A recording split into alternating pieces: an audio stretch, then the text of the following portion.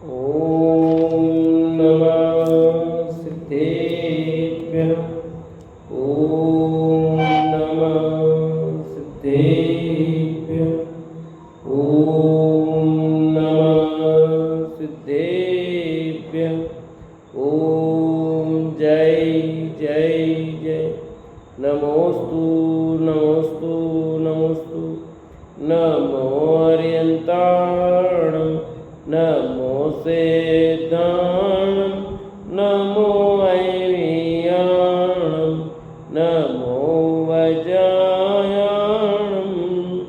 नमो लोहे सवसाणं। मंगलम भगवान वीरो मंगलम गौतमो गणी मंगलम कुंद कुंदारो जैन धर्मोस्तु मंगलम। सर्वमंगलम मांगल्यम सर्वकल्याणकारकम प्रदानम सर्वधर्माणां जैनम जयतु शासनम जैनम जयतु शासनम। जम जस जम्मिदेशे जैन विहाणेन जम्मिकालम्मि नादं जिनेन नियदं जम्मं वामणं वा तमतस्तमिदेशे तेन विहाणेन तम्मिकालम्मि कोसकदिवारेदुं इंदुवात जिनिंदुवा। बोले जिनवाणी मात की जय। बोले श्रुति मात की जय। सलाखा पुरुष ग्रंथ पंडित रतनचंद जी भारेल विरचित और अपना कथानक आनंदनाथ भगवान का पूर्ण हुआ और धर्मनाथ भगवान की कथा आज हम प्रारंभ करते हैं। मंगलाचरण किया इसमें। दया धर्म है दान धर्म है प्रभु पूजा धर्म कहता है। सत्य अहिंसा त्याग धर्म जन सेवा धर्म कहता है।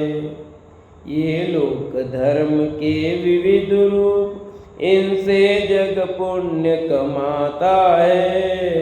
शुद्धात्म का ध्यान धर्म बस यही एक शिवदाता है। गीत राग विज्ञान में धर्मनाथ ध्रुव धाम धर्म धुरंधर परम गुरु सत सत करो प्रणाम। हे धर्मनाथ भगवान, आप रत्नत्रय रूप धर्म के धारक, धर्म के 10 लक्षणों के धारक एवं वस्तु स्वभाव धर्म के धारक और इन सबके प्रचारक प्रसारक हैं। अतः आपकी जय हो। किसकी जय बोल रहे हैं? कौन से नंबर के तीर्थंकर है? हाँ, धर्मनाथ 15वें नंबर के कन्फर्म।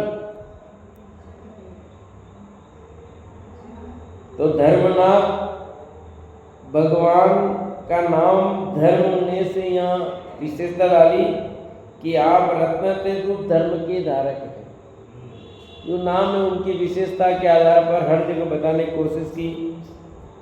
फिर धर्म के 10 लक्षण उत्तम क्षमा मार्दव वार्जव सोच सत्य संयम तप त्याग किंचन ब्रह्मचर्य, इन 10 लक्षणों के आप धारक हैं।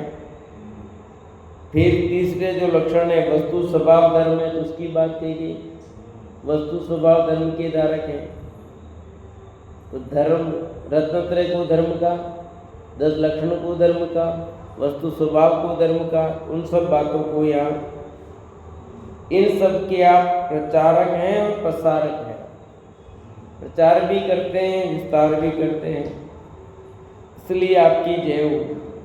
यद्यपि ये सब धर्म के स्वरूप हमारे आत्मा में भी हैं, परंतु अभी आप जैसे प्रकट पर्याय में नहीं है। आपने रत्नत्रय को प्राप्त कर लिया है, 10 धर्म को प्राप्त कर लिया है, वस्तु स्वभाव को प्राप्त कर लिया है। ये सब धर्म हमारे अंदर मौजूद हैं, परंतु हमारी पर्याय में इसकी प्रकटता नहीं हुई है। उस प्रकटता के लिए आपकी शरण को प्राप्त हुए हैं, अतएव आपकी शरण को प्राप्त हो। एक तदर्थ हम आपके चरणों में सत सत बार नतमस्तक हैं। सत सत बार मने 100 बार, सैकड़ों बार, यानी जो धर्म आपने प्राप्त किया है उस धर्म की प्राप्ति के लिए मैं आपकी शरण में आया हूँ और आपको नमन करता हूँ। उद्देश्य क्लियर बताया है कि क्या उद्देश्य है? धर्म प्राप्त करना, लौकिक कामना की इच्छा कहीं नहीं की। आगे देखो लिखते हैं, तीर्थंकर भगवान धर्मनाथ के प्रेरणाप्रद आदर्श पूर्वभू का परिचय कराते हुए सर्वज्ञ देव की परंपरा से प्राप्त आचार्यों ने कहा है कि इसी बृहद क्षेत्र के 24 तीर्थंकरों में धर्मनाथ 15वें तीर्थंकर थे। उनका चरण चिन्ह वज्र था। धर्मनाथ का चरण चिन्ह क्या है? वज्र। पूर्व में वे दशरथ नामक राजा थे। कौन? राम के पिता दशरथ, वो नहीं, ठीक है, वो तो 20वें तीर्थंकर के समय हुए। ये 15वें के तीर्थंकर की बात चल रही है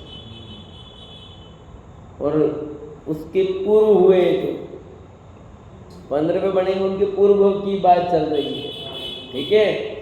इसलिए राम के पिता दशरथ हैं, वो दशरथ नहीं। पूर्व में वे दशरथ नामक राजा थे और दाकी खट के विदेह क्षेत्र में सुसीमा नगरी में राज्य करते थे। कहाँ थे ये? दाकी खंड में। और वहाँ जो सुसीमा नाम की नगरी है, वहाँ पर ये क्या कर रहे थे? राज्य करते थे। एक राजा के वैभव के अनुसार उनको भी यद्यपि सभी सुख सुविधाएं प्राप्त थी, परंतु उनका चित्त सदैव धर्म की उपासना आराधना में भी अधिक रहता था। जो राजा है तो राजा के अनुकूल सारी सुविधाएं मिलेगी, इसको नहीं मिलेगी, थी सब, परंतु उनका मन उन 5 इंद्रिय की भोग सामग्री में नहीं लगता था। एक बार चैत्र की पूर्णिमा को रात्रि में चंद्र की ओर निहार रहे थे।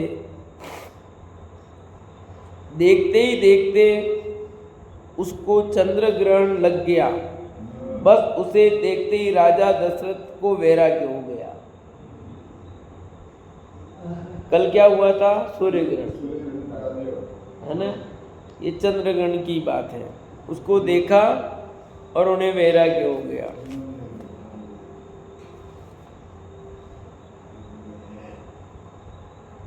चंद्र ग्रहण तो पहले भी अनेक बार देखा था, परंतु तब वैराग्य होने की घड़ी नहीं आई थी, काल लब्धि नहीं आई थी। अतः वे पूर्व में देखी अनेक घटनाएं निमित्त कारण न बन सकी।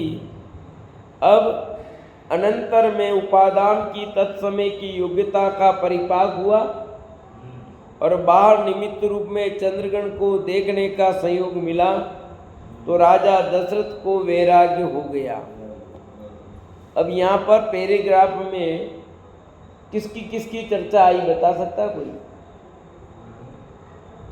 अभी जो पैराग्राफ पढ़ा, इसमें अभी हमने जो पहले पढ़ा उसमें से किसकी चर्चा आई गई? यहाँ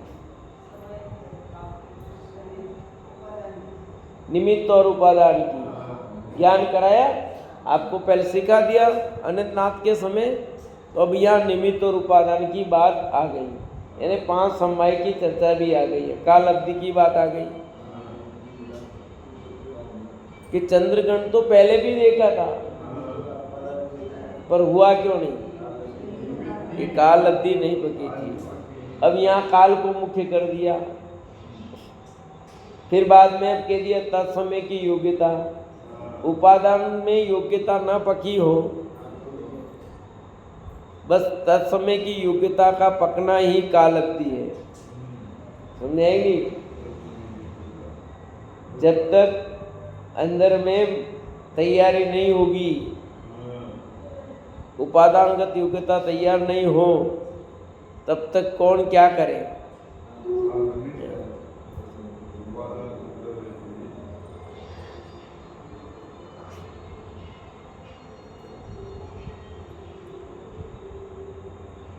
जो सोचने लगे अरे ऐसे प्रतापवंत चंद्र को भी क्षण भर में राहु ग्रस लेता है, तो पुण्य से प्राप्त इस राज्य वैभव को भी दुर्भाग्य रूप राहु कभी भी ग्रस सकता है।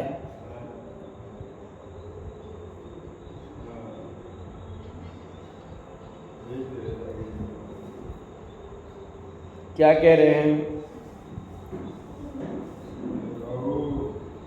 ऐसे प्रतापवंत चंद्र को भी जब राहु ग्रस सकता है, तो पुण्य से प्राप्त इस राज्य वैभव को दुर्भाग्य रूप राहु कभी भी ग्रस सकता है।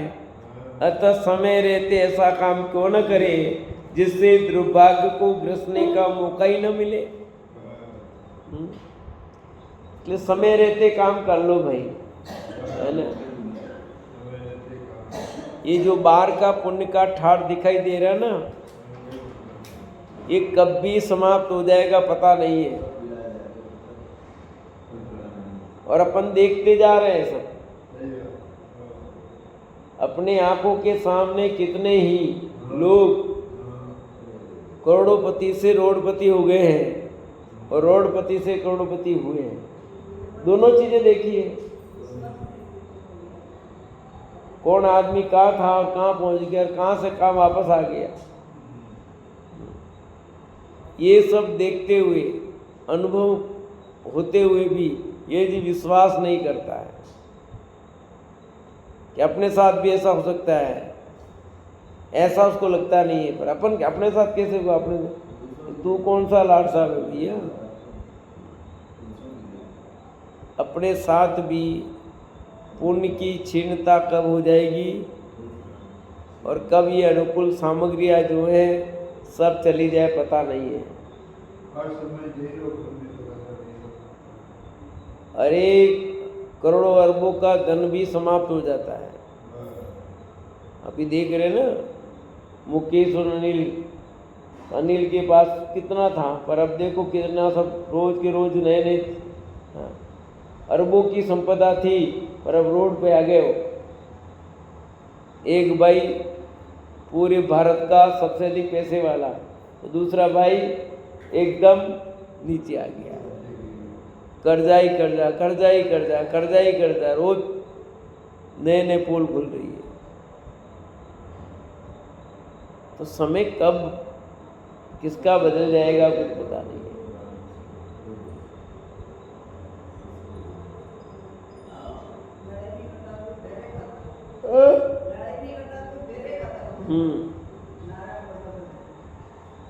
ये संसार की दशा है। जिसके दुर्भाग्य को ग्रसने का मौका नहीं न मिले, वह हमें ग्रसित कर सके, उसके पहले हम ही उस दुर्भाग्य को सौभाग्य में बदल लें। अर्थात जिन दीक्षा धारण करके उस कर्म कलंक को ही धो डाले। फिर न रहेगा बांस, न बजेगी बांसुरी। जब कर्म ही नहीं होंगे तो दुर्भाग्य से भाग्य का सवाल ही नहीं उठता। समझे नहीं? कर्म ही 6 को प्राप्त हो गए तो दुर्भाग्य सौभाग्य क्या है? सिद्ध भगवान का क्या दुर्भाग्य क्या सौभाग्य बताओ? हैं? कर्म ही समाप्त हो गए। आपके कर्म है इसलिए आपका भाग्य की बात आती है, उनके अब सब कर्म ही समाप्त हो गए। तो कौन सा सौभाग्य और कौन सा दुर्भाग्य, सब समाप्त हो गए। देखो जिस प्रकार विशाल समुद्र के बीच जहाज पर बैठे पक्षी को जहाज के सिवाय अन्य कुछ भी शरण नहीं है, उसी प्रकार संसारी प्राणी को एक आत्मा के सिवाय अन्य कुछ भी शरण नहीं है। अनित्य भावना में, अशरण भावना में उदाहरण दिया है रत्नकर्ण शावकाचार्य में, अन्य ग्रंथों में, कि विशाल समुद्र है और जहाज पर बैठा पक्षी उड़ेगा तो उड़ करके वापस कहाँ आना पड़ेगा उसको, क्योंकि बीच में कोई पेड़ पौधे कहीं नहीं मिलेंगे। विशाल समुद्र में कहीं कुछ नहीं मिलता है, पानी पानी पानी पानी पानी पानी, कोई बैठने की जगह ही नहीं है। कितने देश पार हो जाते हैं, भारत से अमेरिका से कुवैत चले जाते हैं, कहाँ कहाँ देश, कौन कौन से देश को छू रहा पानी। जिस समुद्र को आपने देखा ना, भी गए थे ना भी, वो समुद्र मुंबई में भी वही है, जहाँ हमने गोगा में देखा वो वही है, उद्यमन वापी में भी आओगे तो वही है, सेठ अमेरिका तक जा रहा है वो समुद्र। कहाँ कहाँ जा रहा है पानी है, खारा ही है पूरा। वो लवण समुद्र तो नहीं है, पर खारा है इसलिए लवण समुद्र के दो। जिनागम में जो लवण समुद्र का वो तो नहीं है, ठीक है, परंतु खारे की अपेक्षा लवण समुद्र ही है।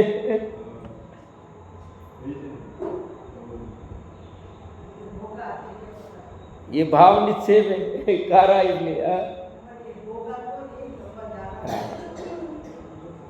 तो ये कह रहे हैं कि जहाज पर बैठा पक्षी लौट करके उसको जहाज के अलावा कोई शरण नहीं है, उसी प्रकार संसारी प्राणी को एक आत्मा के सिवाय अन्य कुछ भी शरण नहीं है। कौन शरण है? स्वयं की आत्मा ही स्वयं के लिए शरण है, बाकी कोई शरण नहीं है। कहने को कुछ भी कहो, आप ही शरण है, आप हमारे बड़े उपकारी हैं, या मैं तुम्हारे लिए शरणभूत हूँ, ये सब कहने की बात है। वास्तविकता में अपनी आत्मा ही अपने लिए शरण है, इसके अलावा कोई शरण नहीं है। व्यवहार से कहना हो तो पंच परमेष्ठी कहेंगे, शुद्धात्म यरु पंच गुरु जग में शरणो दो, मोदे जी के वृथा आन कल्पना हो। कि शुद्धात्म और पंच गुरु जग में शरणो, एक अपनी आत्मा शरण निश्चय से तो, और व्यवहार से कहना हो तो पंच परमेश्वर शरण है।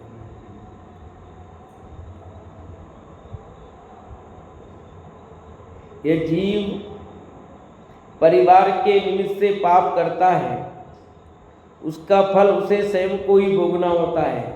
परिवार साथ नहीं देता, दे भी नहीं सकता, अतः ऐसे संसार का मोह तुरंत त्यागने योग्य है। क्या लिखा? जिस परिवार के निमित्त से जीव पाप करता है, अपन पाप करते हैं, व्यापार धंधा साज झूठ सब करते हैं, नौकरी में जो भी जहाँ भी जैसे भी, किसके लिए करते हैं? अपन ने झूठ बोल करके कैसे भी करके धन इकट्ठा किया, संपत्ति इकट्ठी की, और फिर उसका लाभ कौन लेगा और फल कौन भोगेगा? झूठ आप बोले, सांच झूठ दो मैंने सुबह से शाम तक धर्म छोड़ा, वो छोड़ा, सब छोड़ा करके व्यापार धंधा करते हैं तो कितना क्या क्या करते हैं, पर रात को नहीं छोड़ पा रहे हैं, कई चीजें हैं, कई समस्या होती है। टैक्स चुराते हैं, कई चीज़ें करते हैं, और करके क्या इकट्ठा करते हैं? धन। और वो धन फिर अपने तो काम आता नहीं। वो सारी संपत्ति किसके लिए रखे जा रहे हैं? अपने बेटों के लिए। और फल कौन भोगेगा उसका बांधने का? तो ऐसा काम करना क्यों पड़े?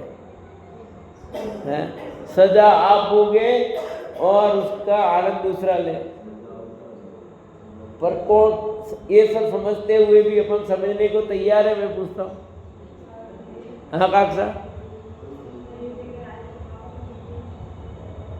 हम ये सब जानते हैं, उसके बावजूद भी अन्याय अनीति करते हैं कि ये मैं संपत्ति रख के जाऊंगा या रख के जाऊंगी, जो भी है वो सब का वो लड़का या लड़की जो भी है, लड़का भोगो लड़की भोगो, जो भी है, जिसकी लड़कियां भोगेगी, लड़के तो लड़के भोगेगा, जो भी जिसकी जिससे वो भोगेंगे। और पाप किसने बांधा? सब मैंने। उस पाप का फल मैं कितने भव तक भोगूंगा पता नहीं मुझे, किस भव में उदय आएगा और कब उसका फल भोगना पड़ेगा पता नहीं है अपने को। इसलिए लिखा कि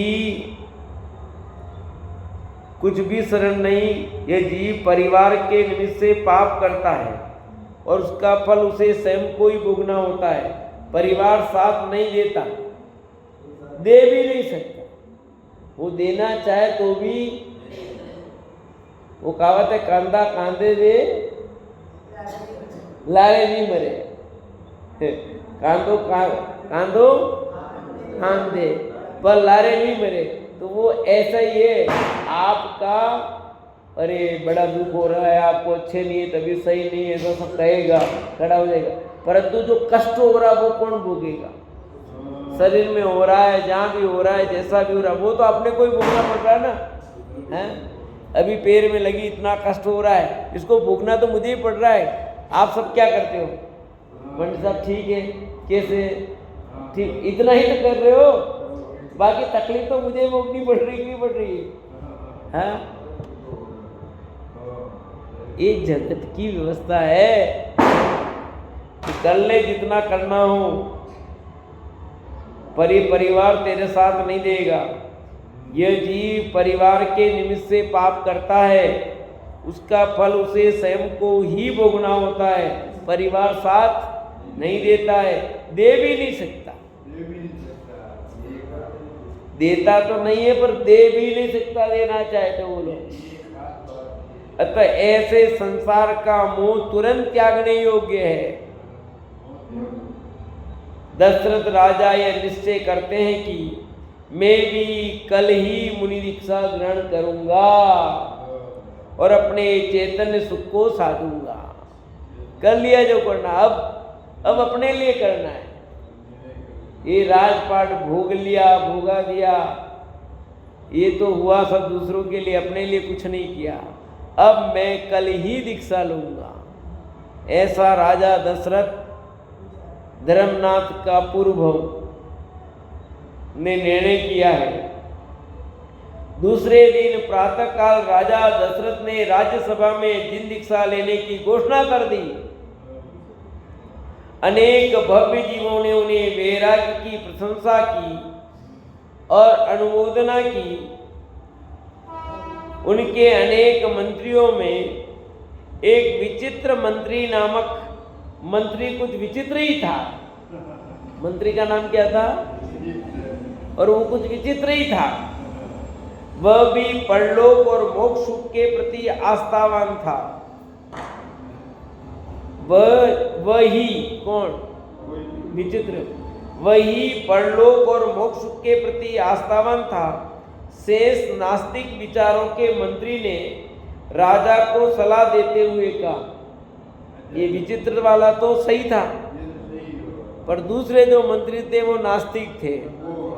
उन्होंने राजा को सलाह दी, हे राजन, आप सब प्रकार से साधन संपन्न हो, सब प्रकार के इंद्रिय सुख आपको उपलब्ध है।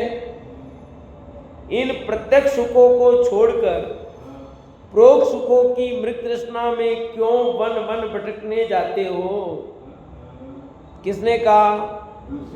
ललित जी, किसने कहा? अरे बात किसने कही और किससे कही? राजा दशरथ से कही। किसने कही? उनके मंत्री, जो नास्तिक मंत्री है, वो कह रहा है कि हे राजन, आप फालतू में ये सब सोच रहे हो दीक्षा लेने की बात। इतनी अनुकूल राह संपन्न सब मिला है, इनको छोड़ करके ये कोरी कल्पना की बातें हैं। प्रत्यक्ष सुखों को छोड़कर परोक्ष सुख की कल्पना कर रहे हो। किसने देखा वो सुख? हाँ, भविष्य में मिलेगा नहीं मिलेगा क्या है? ये इतना ठाट बाट सब मिल रहा है, इसको छोड़ने का ये जो मन बनाया है वो ठीक नहीं है। क्यों मन में भटकने जाते हो? ऐसा कह रहा वो। कौन कह रहा है? नास्तिक मंत्री वो कह रहे हैं। शरीर से भिन्न अतीन्द्रिय सुख स्वरूप आत्मा को किसने देखा? बताओ। शरीर से भिन्न अतीन्द्रिय जो आनंद है वो किसने देखा? परलोक और मोक्ष किसने देखे? परलोक होता है, मोक्ष होता है, किसने देखे क्या? अतः आप उपलब्ध राज सुख का ही उपभोग करो। इसलिए जो प्रत्यक्ष है पहले उसका लाभ ले लो, बाद में किसने देखा क्या किया, होगा नहीं होगा पता नहीं है। जो तो भोगो, उसको तो तुम भोग नहीं रहे हो, छोड़ने की बात कर रहे हो। इतना बढ़िया ठाट मिला, इतना भोग मिला है, उसको छोड़ने की बात कर रहे हो। लोग तो तरस रहे हैं, मिल नहीं रहा उनको, और आपको मिला है, आप छोड़ने की बात कर रहे हो। ऐसा मंत्री ने कहा। नास्तिक मंत्री के विचित्र विचारों का भावी तीर्थंकर महाराजा दशरथ के मन पर कोई प्रभाव नहीं पड़ा। मंत्री के कथन से अप्रभावित रहकर उन्होंने शांति के साथ गंभीरता पूर्वक उत्तर दिया। जो नास्तिक मंत्री था उसने बहुत सारी बातें कही, पर राजा दशरथ पर उसका कोई असर, यानी उसकी बात को सुना तो सही पर उसके बहकावे में नहीं आए, उसके पक्ष में नहीं आए। बहुत शांतिपूर्वक सुनी उसकी बात को, और उसकी बात का उन पर कोई असर नहीं हुआ। और वे मंत्री को समझाते हैं, हे मंत्री, काक्षा कौन समझा रहा है? राजा समझा रहे किसको? मंत्री को। कौन से मंत्री को? नास्तिक मंत्री को। वो कौन है मंत्री? यहाँ कहीं बैठा कोई मंत्री? वो आप सब हो, समझे? वो हम सब है, क्योंकि हमारे अंदर यही बात है। हे मंत्री, तुम राज्य शासन का सुचारू रीति से संचालन करने में अत्यंत चतुर सलाहकार हो, इसमें जरा भी संदेह नहीं। पहले तो बड़ाई की उसकी कि भाई तुम राज्य संचालन में तुम्हारी सारी सलाहें बहुत अच्छी हैं, तुम बहुत नेक आदमी हो, तुम चतुर सलाहकार हो, उसमें कोई मुझे डाउट नहीं है। परंतु अब लाल बत्ती लगाई, अभी तुम लोक और परलोक और आत्मा परमात्मा के अस्तित्व से सर्वथा अनभिज्ञ हो। ये जो राजनीति की बात है उसमें तुम प्रवीण हो, परंतु ये लोक परलोक आत्मा परमात्मा के विषय में तुम्हें कुछ भी जानकारी नहीं है।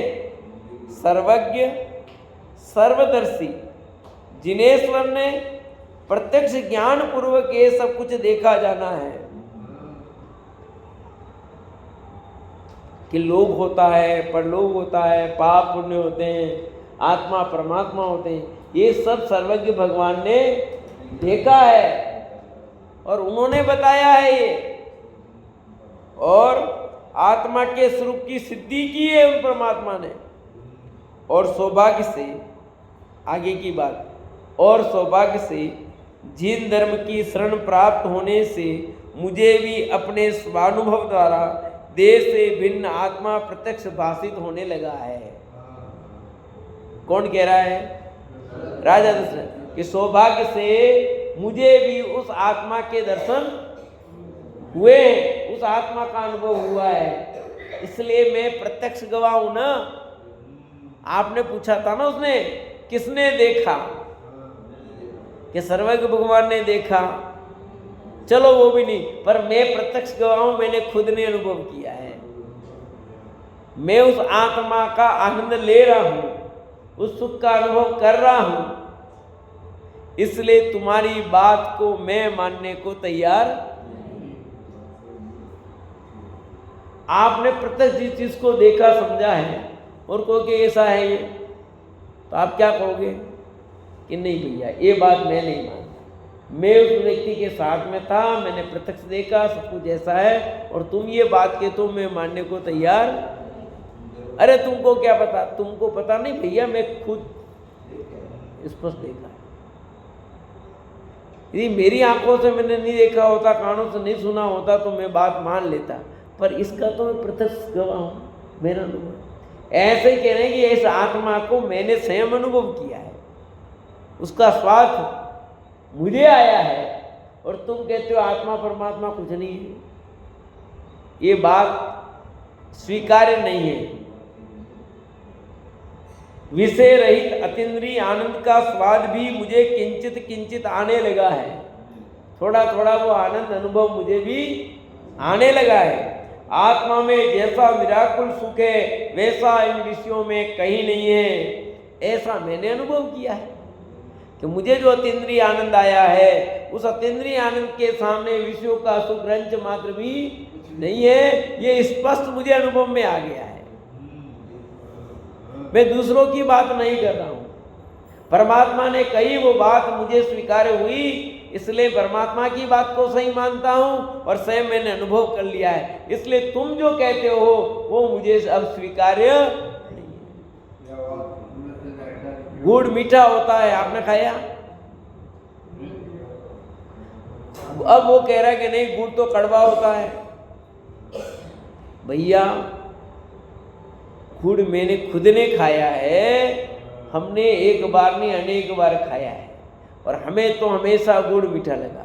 तेरे को कड़वा कैसे लगा ये हम नहीं जानते, इसलिए तेरी बात को हम स्वीकार करेंगे क्या? है? क्योंकि नहीं कर सकते ना। गुड़ जिसने खाया ही नहीं हो वो बदल सकता है, उसमें चांस है बदलने के। क्यों? उसने कभी खाया ही नहीं, तो कड़वा के हाँ हो सकता है। पर जिसने एक बार नहीं अनेक बार गुड़ खाया है, अब आपसे मैं पूछता हूं, आपको कोई कहे आप मानोगे? कोई ये बताओ, मानोगे शुरू में भी है कि गुड़ कड़वा होता है? कि तेरे कड़वा आया होगा किसी कंपनी का पता नहीं, हमारे तो नहीं है ना। अब तेरी मर्जी हो तो तू कर, कड़वा हो तो तेरे तू खाना, हम तो मीठा ही मानते हैं। ऐसे ही यहाँ कह रहे हैं राजा दशरथ कि भैया वो आत्मा हमें अतीन्द्रिय आनंद रूप स्वयं प्रत्यक्ष अनुभव हुआ है, हम कैसे तेरी बात को स्वीकार करें कि आत्मा कुछ नहीं होता, उसमें आनंद नहीं है। आत्मा में जैसा निराकुल सुख है वैसा अन्य विषयों में कहीं नहीं है ही नहीं। यदि कोई भी विषय सुख आत्मा को कभी भी तृप्ति नहीं दे सकते, अतः इस विषय में आप सलाह देने के अधिकारी नहीं है कि विषय सुख अतीन्द्रिय आनंद नहीं दे सकते। ऐसा हमारा अनुभव है प्रत्यक्ष स्वयं का, इसलिए तुम हमें ये सलाह दोगे, हम तुम्हारी बात मानने को तैयार, क्योंकि तुम्हारी सलाह गलत है। हमने स्वयं ने अनुभव किया, जाना, देखा है, और तुम ऐसी बात करते हो, ये कैसे स्वीकार कर ले? यदि सच्चा सुख प्राप्त करना चाहते हो तो तुम्हें भी इसी मार्ग पर आना होगा। यदि तुम्हें सच्चा सुख चाहिए तो तुम्हें भी कहाँ आना पड़ेगा? इसी मार्ग में आना होगा, दूसरा कोई मार्ग नहीं है भैया। इसलिए व्यर्थ की तुम्हारी ये चर्चा, तुम्हारी ये सलाह उचित नहीं है। ऐसा कहकर महाराजा दशरथ ने राजसभा में ही देह से भिन्न आत्मा की सिद्धि करते हुए उद्बोधन दिया। हे भव्य आत्माओं, अब पूरी सभा, अभी तक तो राजा को ने उस मंत्री को बताया, अब पूरी सभा लगी हुई, दरबार लगा हुआ है, उसमें राजा संबोधित करते हैं। हे भव्य आत्माओं, जीव को अंतर में जो सुख दुख की अनुभूति होती है, उन अनुभूतियों को जीव स्वयं अंतर में स्वानुभव से स्पष्ट जानता है। आप जानते हो या नहीं ये मैं पूछता हूं। चलो, आपको भी सुख दुख हो रहा है, वो अनुभव में आपको आता है कि नहीं आता है? तो जो सुख दुख का अनुभव कर रहा है वो कौन है?